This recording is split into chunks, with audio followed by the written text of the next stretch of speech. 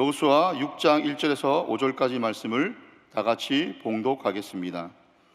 이스라엘 자손들로 말미암아 여리고는 굳게 닫혔고 출입하는 자가 없더라. 야훼께서 여호수아에게 이르시되 보라, 내가 여리고와 그 왕과 용사들을 내 손에 넘겨 주었으니 너희 모든 군사는 그 성을 둘러 성 주위를 매일 한 바퀴씩 돌되 엿새 동안을 그리하라. 제사장 일곱 양각 나팔을 잡고 언약궤 앞에서 나아갈 것이요 일곱째 날에는 그 성을 7번 돌며 그 제사장들은 나팔을 불 것이며 제사장들이 양각 나팔을 길게 불어 그 나팔 소리가 너희에게 들릴 때에는 백성은 다 큰 소리로 외쳐 부를 것이라. 그리하면 그 성벽이 무너져 내리리니 백성은 각기 앞으로 올라갈지니라 하시매. 아멘. 인사 나누겠습니다. 오늘은 참으로 좋은 날입니다. 우리 모두에게 좋은 일이 일어납니다.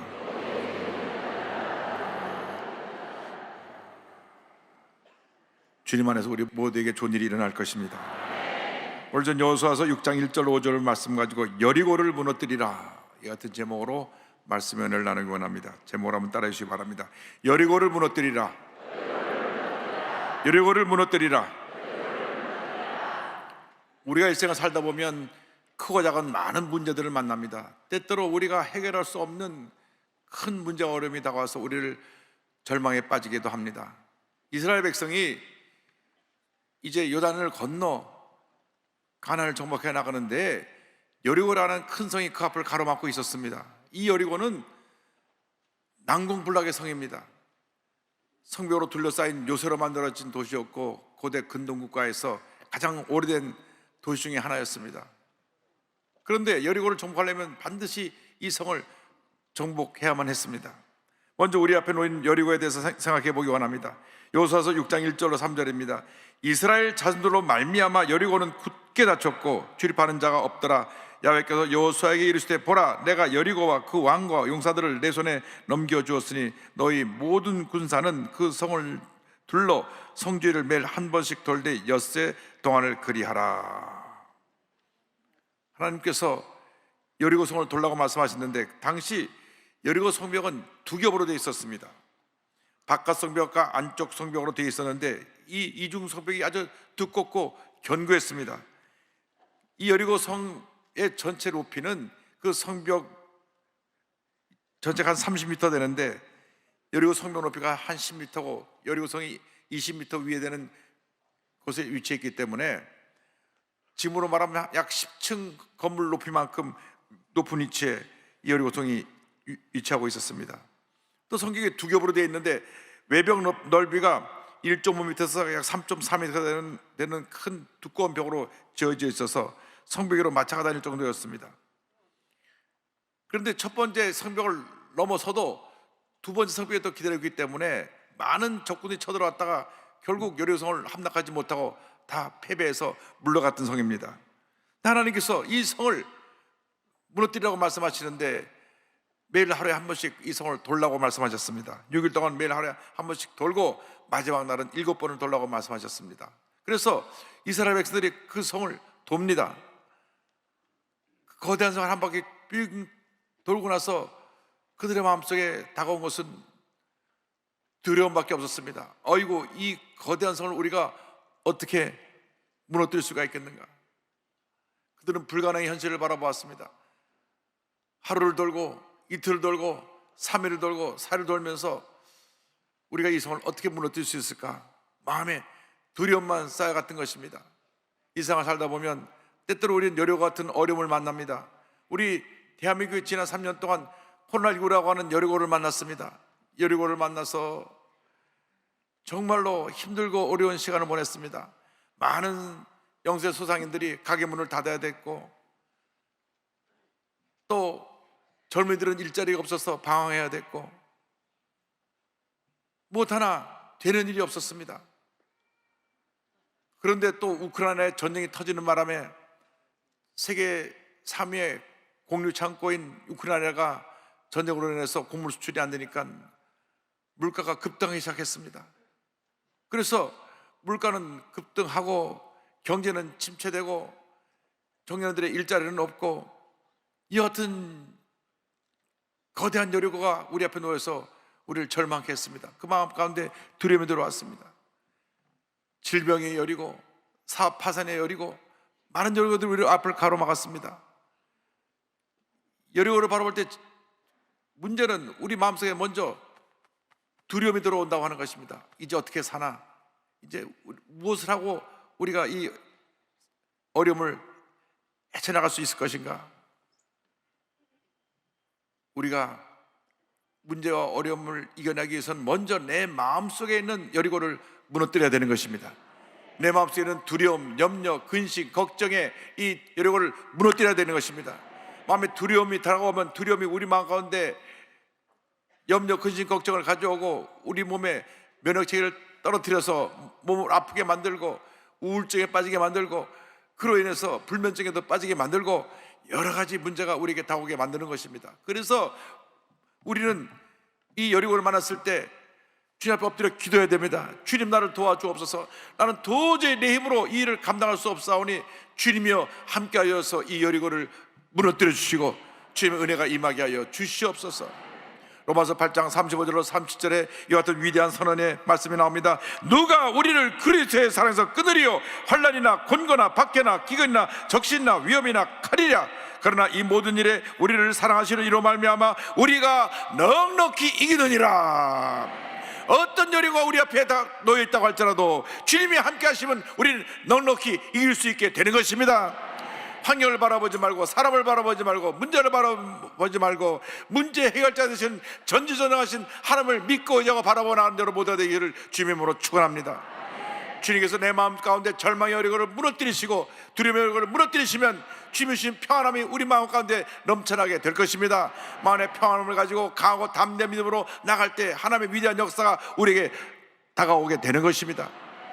우리가 일생을 살면서 많은 여리고를 만납니다. 때때로 가정에서 여리고를 만납니다. 심한 부부싸움으로 가정이 갈라질 위기에 처하기도 합니다. 또 착하던 아이가 갑자기 사춘기를 지나면서 아이가 반항하면서 문제를 일으키는 그러한 자식의 여리고를 만나기도 합니다. 일터에서, 직장에서 여리고를 만납니다. 또 우리가 신앙생활하다 교회에서 내게 여리고 같은 사람을 만날 때도 있습니다. 그런데 이 모든 여리고를 문제를 해결하기 위해서는 먼저 내 마음에 여리고가 무너져야 되는 것입니다. 염려, 근심, 걱정, 여리고가 무너져야 되는 것입니다. 그래야 우리가 평안함을 가지고 믿음으로 전진해 나갈 수가 있습니다. 우리 스스로 힘으로 감당할 수 없습니다. 그래서 우리는 엎드려 기도해야 됩니다. 우리가 주의 말씀을 붙잡아야 됩니다. 말씀을 읽고 묵상하며 말씀을 붙잡고 기도할 때 하나님의 은혜가 임하게 되는 것입니다.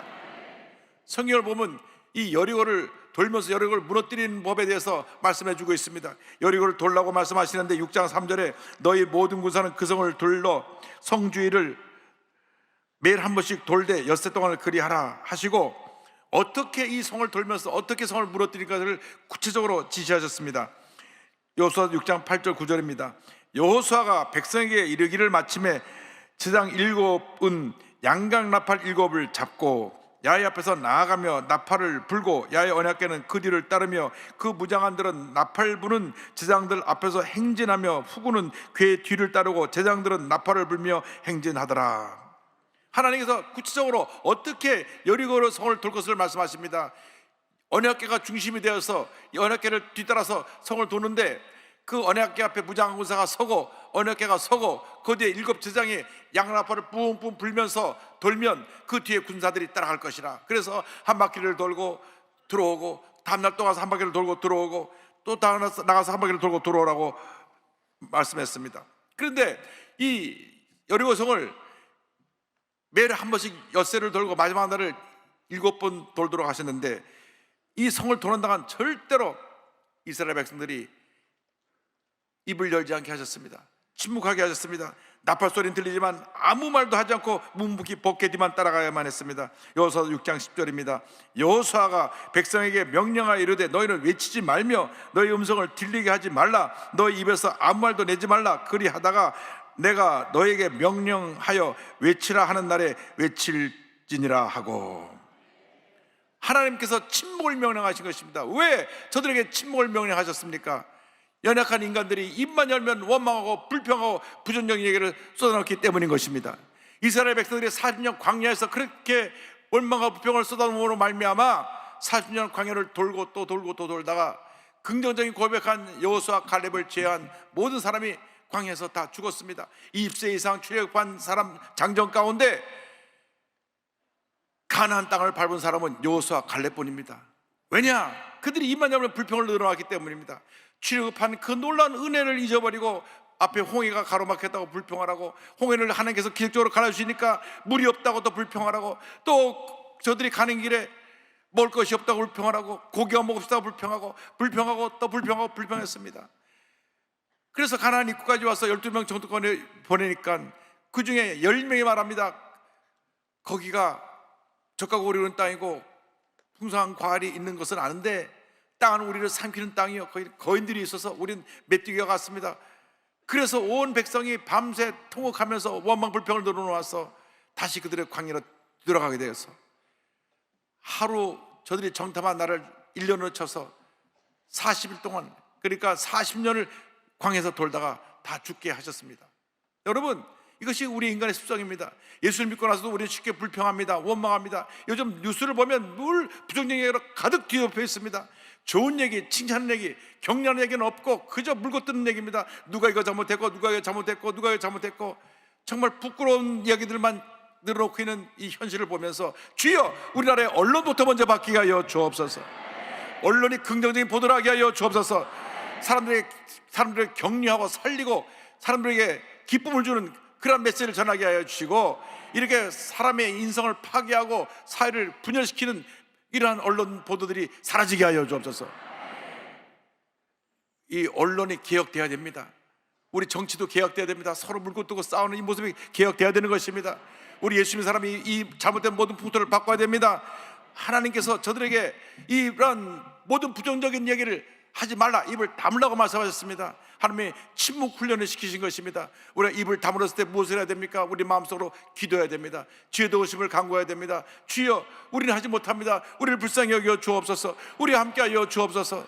세상에 들려주는 원망 불평이 내게 들어올 때 우리가 입을 열어 불평하는 것이 아니라 그 원망 불평 얘기를 귀를 닫아버리고 주님 앞에 마음의 문을 열고 기도하고 감사하고 찬양하며 나간 여러분 모두가 되기를 바랍니다. 저들이 하루를 돌고 왔을 때 집에 들어와서 얘기했을 것입니다. 텐트 안에서 가족과 함께 잠을 자면서, 야, 내가 이 성을 돌아보니 우리 도저히 이 성을 무너뜨릴 힘이 없다. 성은 얼마나 견고하고 높고 우리들이 그 성을 100년 돌아봐야 성은 무너질 것 같지 않은데 우리 보러 아무 말 하지 말고 입을 꼭 다물고 돌라고 명령하시니 우리 그냥 돌 뿐인데 우리는 할 수 없다. 주님이 우리를 도우셔야 된다. 하루를 돌고 이틀을 돌고 3일을 돌면서 그 마음속에 그 생각은 더 분명해졌습니다. 우리는 할 수 없습니다. 주님 날 도와주옵소서. 주님 날 도와주옵소서. 우리 인생이 해야 될 것은 하나님 앞에 기도하는 것밖에 없습니다. 내가 내 입만 의지하면 피할 수밖에 없는 것입니다. 그래서 아무리 환경이 어렵고 힘들어도 원망하지 말고 불평하지 말고 우리가 불평하는 입을 다물고 부정적인 말하는 입을 다물고 주님 앞에 기도하고 또 기도하고 또 기도하고 또 기도하시기 바랍니다. 우리가 기도할 때 하나님이 일하시는 것입니다. 우리가 불평할 때 하나님은 우리를 지켜보고 계시고 우리가 엎드려 기도할 때 하나님은 일하시는 것입니다.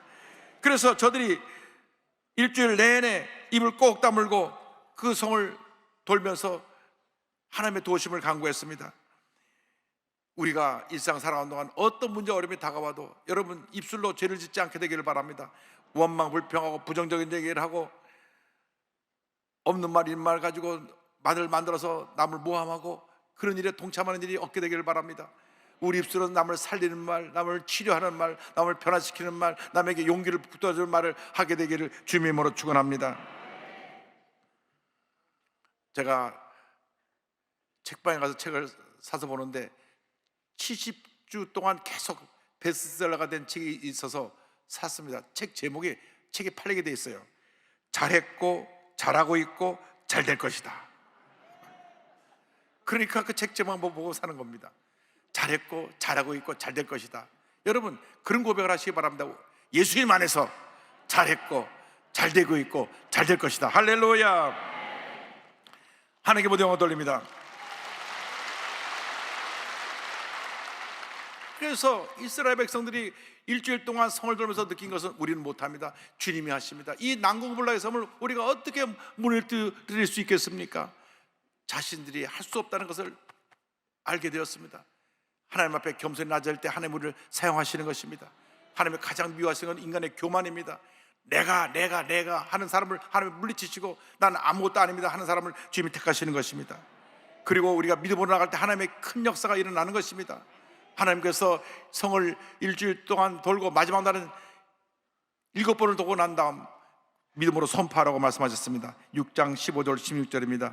7째 날 새벽에 그들이 일찍 일어나서 전과 같은 방식으로 그 성을 7번 도니 그 성을 7번 돌기는 그날 뿐이었더라. 7번째 제사장들이 나팔을 불 때에 여호수아가 백성에게 이르되 외치라 여호와께서 너에게 이 성을 주셨느니라. 매일 하루에 한 번씩 돌고 돌아왔는데 마지막 날은 7번을 돌고 난 다음 크게 외치라고 말씀하셨습니다. 외치라 여호와께서 너에게 이 성을 주셨느니라. 저들이 마지막 13바퀴를 돌고 나서 간절히 외쳤습니다. 그 외침은 주님 우리는 못합니다. 주님이여 이 성을 무너뜨려 주시옵소서. 아마 순복음 교회같이 주여 삼창하랬을지 모릅니다. 우리가 부르실 것은 주님밖에 없습니다. 주님 이 성을 무너뜨려 주옵소서. 이 성을 무너뜨려 주옵소서. 주여 할 때 성이 와르르 무너졌습니다. 6장 20절입니다. 이에 백성은 외치고 제사장들은 나팔을 불 때 백성이 나팔 소리를 들을 때에 크게 소리질러 외치니 성벽이 무너져 내린지라. 백성이 각기 앞으로 나아가 그 성에 들어가서 그 성을 점령하고 그 난공불락의 성이 와르르 무너진 것입니다. 고고학자들이 연구해 보니까 그 시기에 지진이 갑자기 나서 그 성이 무너졌다는 기록이 남아 있습니다. 하나님께서 땅을 흔드셔서 그 경관성을 와르르 무너뜨리신 것입니다. 우리는 할 수 없지만 우리 하나님은 하십니다. 인간의 마지막은 하나님의 시작인 것입니다. 마지막 13바퀴를 돌고 우리는 못합니다 할 때 그때 하나님이 일을 시작하신 것입니다. 우리가 못하고 우리는 절망이고 우리는 끝났다 할 그때에 하나님이 일을 시작하시는 것입니다.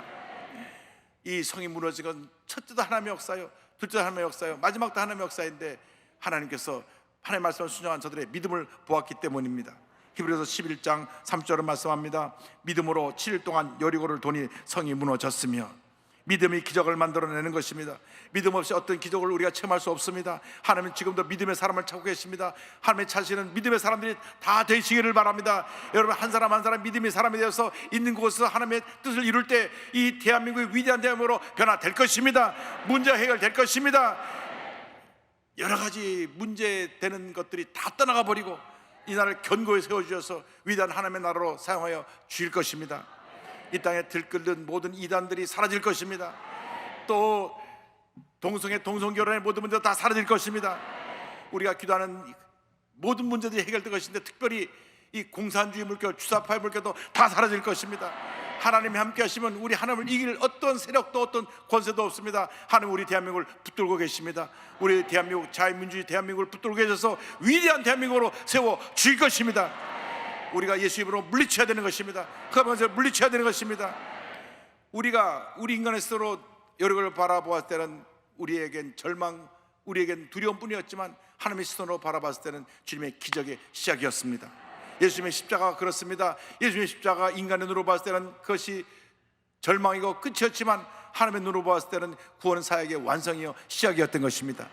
할렐루야. 어떤 문제가 어려움이 다가와도 예수님의 십자가를 붙잡고 믿음으로 전진해 나간 여러분 다 되시를 주님으로 축원합니다. 예수님의 십자가는 절대 절망을 절대 희망으로 바꿔놓은 위대한 하나님의 기적의 현장입니다. 구원의 능력입니다. 예수님의 십자가를 붙들고 날 때 하나님의 구원의 은혜가 임합니다. 축복이 임하는 것입니다. 영혼이 잘 돼가지 범사를 잘 되며 강건하게 되고 생활 때 풍성한 은혜가 임하게 될 것입니다. 여러분 가장 큰 여리고는 우리 마음 가운데 있습니다. 우리 마음 가운데 두려움이라고 하는 여리고부터 우리가 무너뜨려야 됩니다. 평생 두려움과 싸우며 희망의 메시지를 선포한 마르틴 루터 킹 목사님이 계십니다. 원래 알틀란타 침례교회 목사님 장남으로 태어나서 보스턴 대학에서 신학 박사 학위를 받고 엘라바마주 몽고메리에서 목회 사역을 시작했습니다. 그런데 1955년 12월 몽고메리에서 한 흑인 여성이 버스에서 백인 남성에게 자리를 양보하지 않았다 그래서 체포됐습니다. 기가 막힌 노릇입니다. 백인이라고 먼저 자리에 앉을 권한이 있는 것이 아닌데, 그 당시 백인 앉을 자리, 흑인 앉을 자리가 있는데 백인 앉을 자리는 다 찼는데 흑인 앉을 자리에 앉은 여인을 일어나라고 그래갖고 안 일어나니까 체포한 것입니다. 그래서 마틴 루터 킹 목사님이 이 얘기를 듣고, 이제 우리가 이렇게 흑인의 인권이 무시당하고 짓밟히는 것을 참고 있으면 안 된다. 우리는 하나님 앞에서 공의를 펼쳐나가야 된다. 비폭력 저항운동을 시작했습니다.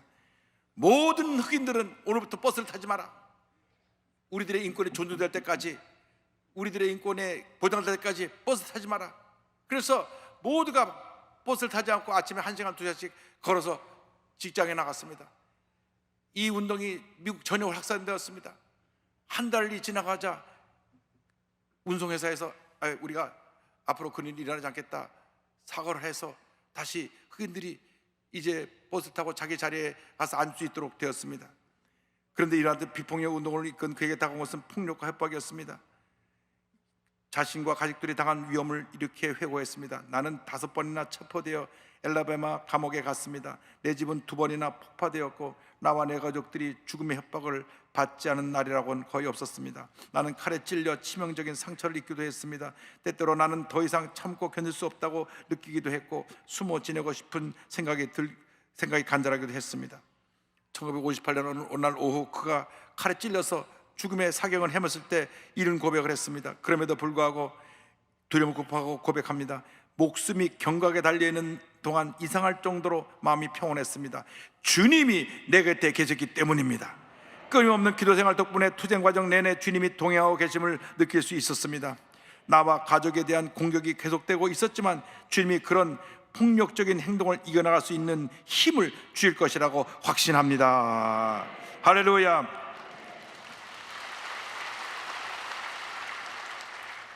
1963년 워싱턴 DC 링컨 메모리얼에서 워싱턴 대행진을 하고 기념비적인 설교를 그가 명연설을 남겼습니다. 그의 이 메모리얼 링컨 메모리얼에서 한 연설은 세계 역사에 남는 귀한 연설이라고 할 정도로 명연설을 꼽힙니다.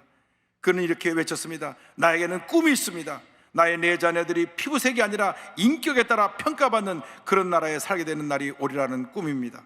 오늘 나에게는 꿈이 있습니다. 흑인 소년 소녀들이 백인 소년 소녀들과 손을 잡고 형제 자매처럼 함께 걸어갈 수 있는 상황이 되는 꿈입니다. 오늘 나에게는 꿈이 있습니다. 오늘날 모든 계곡이 높이 솟아오르고 모든 언덕과 산은 낮아지고 거친 곳은 평평해지고 굽은 곳은 곧게 펴지고 하나님의 영광에 나타난 모든 사람이 함께 그 광경을 지켜보는 꿈입니다. 할렐루야. 그 이듬해 그는 노벨 평화상을 받게 되는데 4년 후 멤피스에서 암살을 당해 세상을 떠납니다. 그러나 그가 죽었지만 그의 꿈은 죽지 않았습니다. 그의 꿈은 계속 살아서 41년 후에 미국 역사상 처음으로 제44대 대통령으로 흑인 대통령 버락 오바마가 당선된 것입니다. 할렐루야. 오늘날 미국에서는 1월 셋째 주 월요일을 공식 공휴일로 정하고 그의 생일인 1월 15일을 축하하고 있습니다. 미국의 공휴일 가운데 사람 이름이 들어간 유일한 공휴일이 마틴 루터 킹 주니어 데이입니다. 하나님의 위대한 사람이 위대한 역사를 이룬 것입니다. 그 앞에 불가능한 여리고가 놓여 있었지만은, 인권 차별이라고 하는 여리가 놓여 있었지만은, 흑백 차별에도 여리가 놓여 있었지만은 그걸 무너뜨렸습니다. 그래서 오늘날 대한민국이 이렇게 모든 미국이 전 세계에서 가장 인권이 존중받는 그런 나라로 굳게 서게 되었고, 우리 대한민국도 그 영향을 받아서 모든 인권이 존중되는 귀한 나라로 쓰임받고 있는 것입니다. 할렐루야. 하나님께 모든 영광을 돌립니다. 마음에 두려움이 다가올 때마다 그 두려움의 여리고를 무너뜨리면서 마틴 루터 킹 목사님이 불렀던 찬양이 바로 주님여 이 손을 꼭 잡고 가소서 이 찬송입니다. 시카고 침례교 찬양사였던 토마스 톨씨가 지은 이 찬송을, 목사님 지은 찬송을 때로 부르고 또 부르고 또 불렀습니다. 힘들고 어려울 때 이 찬송을 부르며 모든 어려움을 이겨냈습니다. 어떤 여리가 놓여 있어도 주님의 손 붙잡고 여리고를 무너뜨리는 여러분 되시기를 주님 이름으로 축원합니다. 축원합니다. 축원합니다. 기도하겠습니다. 사랑과 은혜와 자비가 원하시는 하나님 아버지, 우리 앞에 어떤 여리고가 놓여 있어도 믿음으로 여리고를 무너뜨리고 주님의 손 붙잡고 믿음으로 전진해 나가는 저희 모두가 되도록 주님 은혜 내려 주시옵소서. 감사하고 예수님의 이름으로 기도 올리옵나이다. 아멘.